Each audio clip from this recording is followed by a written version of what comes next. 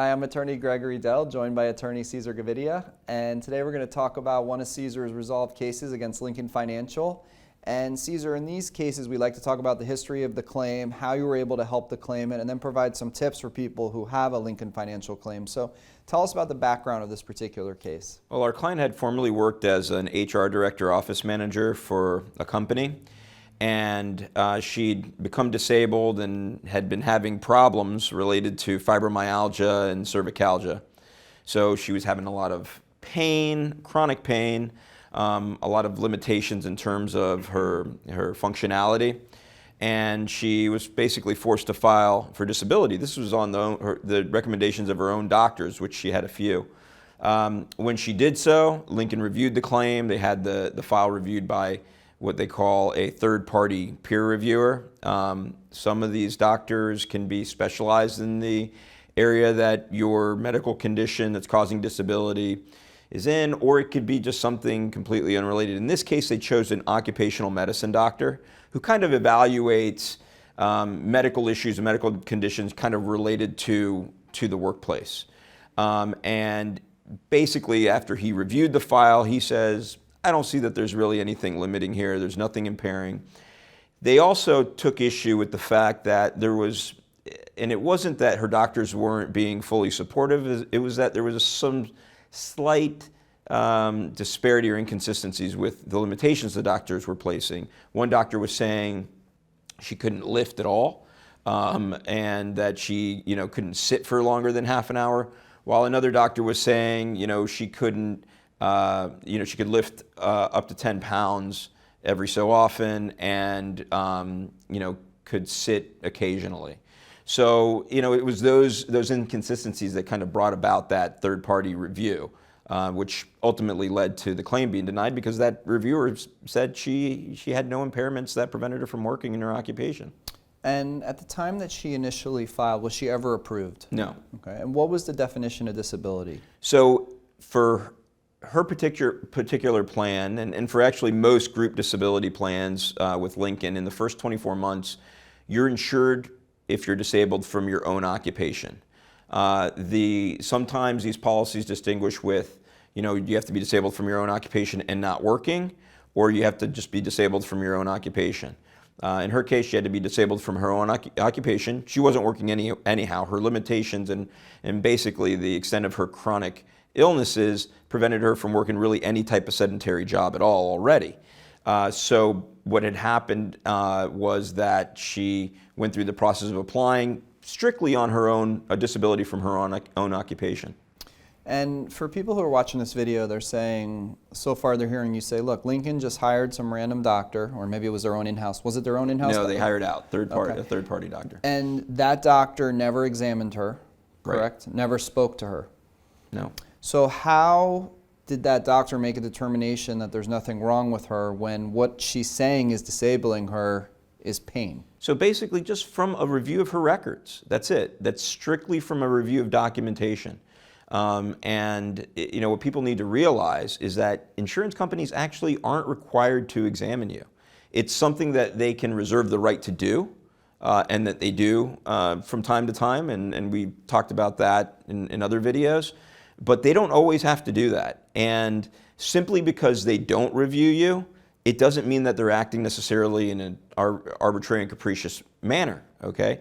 They could review these records, they can go to your doctors, they can try to get a doctor that's treating you to say that, to agree with the limitations or to agree with their opinions concerning your functionality, or they can basically say there's this inconsistency among the opinions of your doctors, and that's basically what was done in her case.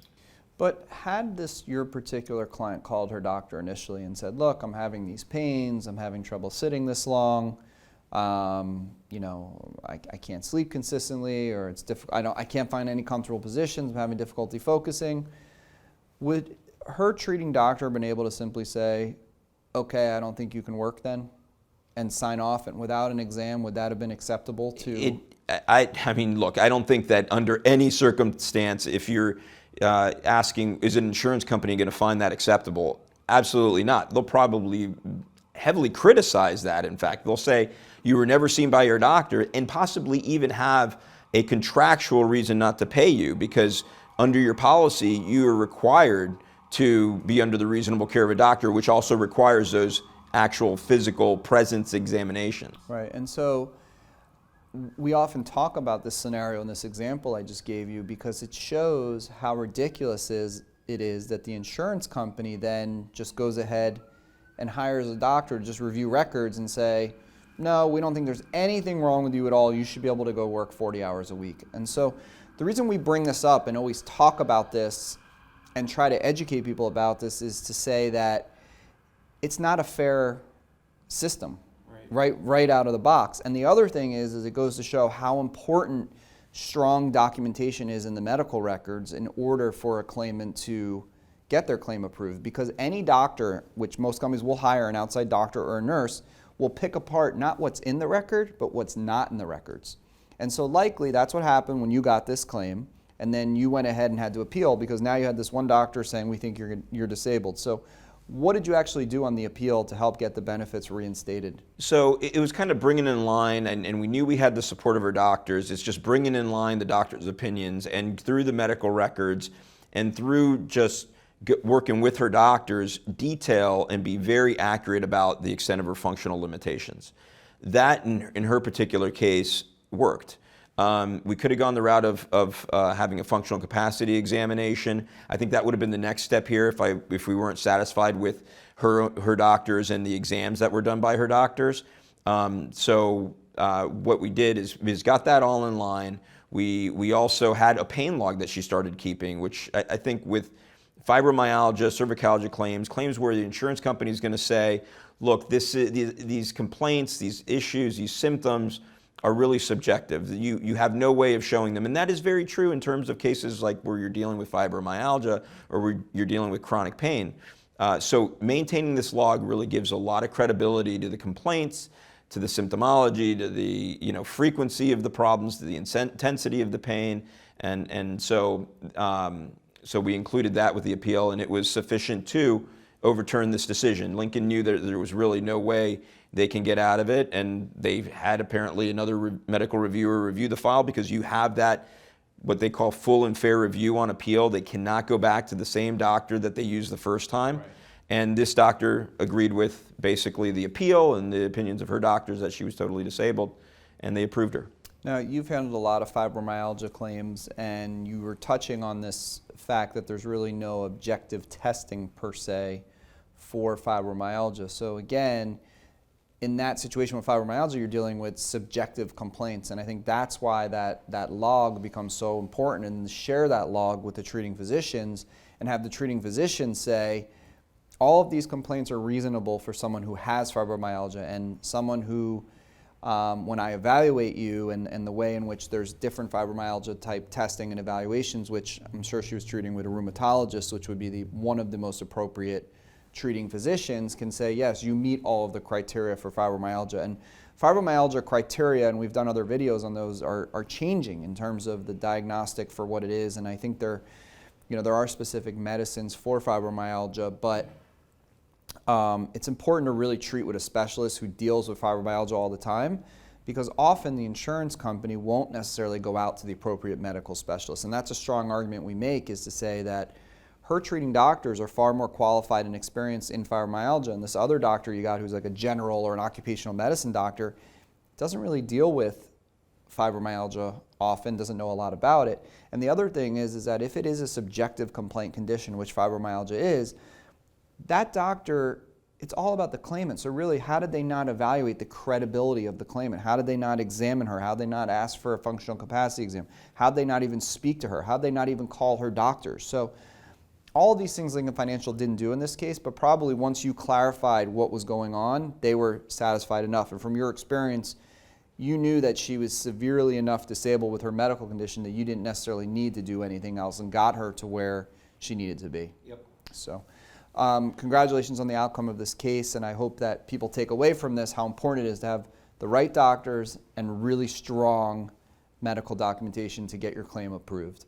So if you're someone with a Lincoln Financial claim and it's short-term or long-term disability, no matter where you live in the country, please contact Cesar, myself, any of our disability lawyers. We'll immediately provide you with a free initial phone consultation, and we look forward to discussing your claim with you. Hi, I'm Gregory Dell, the managing attorney of Dell Disability Lawyers, and I hope you find the video you just watched helpful. We put these videos out all of the time, and we'd love if you would subscribe to our YouTube channel. Beyond our videos on our YouTube channel, we also have lots of information available on our website at diattorney.com, and we encourage you to come to our website. The goal is that we want you to be educated about the disability insurance process, and when you get to our website, you'll see that we have information all about your specific disability insurance company, your occupation, and your medical condition. And we've designed our website such that you can easily search our website to find things that you may specifically be looking for. Now, at our website, we have thousands and thousands of pages of information, hundreds of videos that you can search, plus we're building a section of reviews of all the disability insurance companies, and we have the Ask Our Lawyer section where you can go ahead and ask us any questions that you may have. Now, we realize that you may not need us right now, but you may need us in the future to help you with your disability claim, and we think one of the best ways to keep in touch is by clicking the button below and subscribing to our channel. And most importantly, again, no matter where you live in the country, we're always available. Just go ahead and give us a call. We're happy to discuss your claim and let you know immediately if we can help you.